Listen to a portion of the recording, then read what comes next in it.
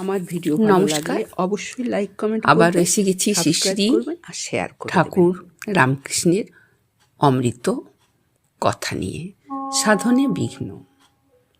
যেমন জালার ভেতর কোনোখানে একটি ছোট যদি ছিদ্র থাকে, সেখানে কি হয়, আস্তে আস্তে জল বেরিয়ে যায়। তেমনি সাধকের ভিতরে যদি একটু সংসারে আসক্তি থাকে, তাহলে সেই সাধনা সাধকের ব্যর্থ হয়। কাঁচা মাটিতে তুমি যা কিছুই গড়বে সুন্দর গড়তে পারবে।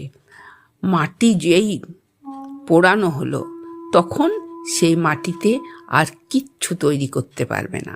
সেই রকম যার হৃদয় একেবারে বিষয় বুদ্ধিতে পুড়ে গেছে, তাতে আর পারমার্থিক ভাব ধরে না।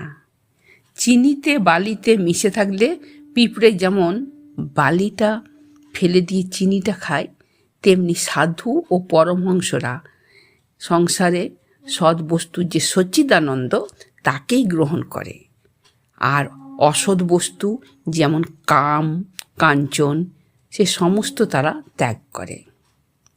কাগজে তেল লাগলে তাতে কিচ্ছু লেখা যায় না, কিন্তু জীবে কাম কাঞ্চন রূপ তেল লাগলে তাতে আর সাধন করা চলে না। সে তেল মাখা কাগজ খড়ি দিয়ে ঘষে নিলে তবে লেখা যায়, তেমনি জীবে কাম কাঞ্চন রূপ তেল লাগলে ত্যাগ রূপ খড়ি দিয়ে যদি ঘষে দাও, তাহলে সাধন চলে। ধন্যবাদ।